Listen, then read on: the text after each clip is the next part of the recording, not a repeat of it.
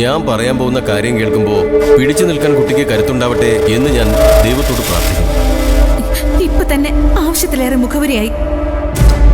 ദേവി ഇത് എന്നെ ഇങ്ങനെ ടെൻഷൻ അടുപ്പിച്ച് കൊല്ലാതെ എന്താന്ന് വെച്ചാ ഡോക്ടർ ഒന്ന് തുറന്നു പറയണം. അതിമാരകമായ മൾട്ടിപ്പിൾ മൈലോമ എന്ന രോഗമാണ് കുട്ടിക്ക്. അതും അതിന്റെ അവസാന സ്റ്റേജിൽ എത്തിയിരിക്കുന്നു.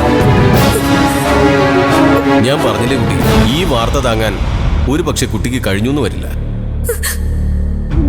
പക്ഷേ ഇത് തുറന്നു പറയാതിരുന്നാൽ അത് ഞാൻ എൻ്റെ പ്രൊഫഷനോട് ചെയ്യുന്ന ഏറ്റവും വലിയ തെറ്റായിരിക്കും. ഓരോ ദിവസം കഴിയും തോറും മരണത്തോട് അടുത്തുകൊണ്ടിരിക്കുന്ന ഒരു രോഗിയാണ് കുട്ടിയെന്ന സത്യം ഞാൻ എങ്ങനെ മറച്ചു വയ്ക്കും? പ്രധാനമായി ഇത് ബാധിക്കുന്നത് രോഗിയുടെ അസ്ഥിമജ്ജയിലെ പ്ലാസ്മ കോശങ്ങളെയാണ്.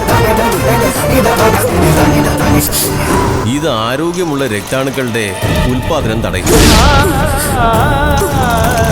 എല്ലുകൾക്ക് കേടുപാടുകൾ സംഭവിക്കുകയും വൃക്കയുടെ പ്രവർത്തനത്തെ ബാധിക്കുകയും ചെയ്യും. നടുവേദന, വിളർച്ച, ക്ഷീണം മുതലായ ലക്ഷണങ്ങൾ പ്രത്യക്ഷത്തിൽ കാണാൻ കഴിയും.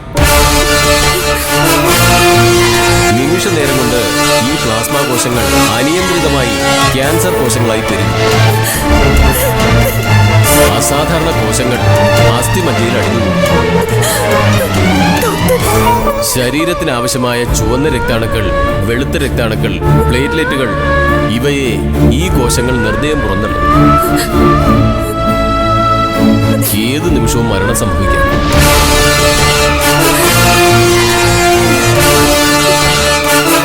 ഏറിയാൽ ഒരാഴ്ച,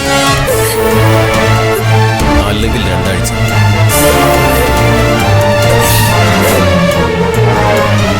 അതിനപ്പുറം ഒരു ഉറപ്പു തരാൻ എനിക്ക് കഴിയില്ല. കുട്ടി ഇപ്പൊ ജീവിച്ചിരിക്കുന്നു എന്നത് തന്നെ മെഡിക്കൽ സയൻസിന് ഒരു മഹാ അത്ഭുതമാണ്.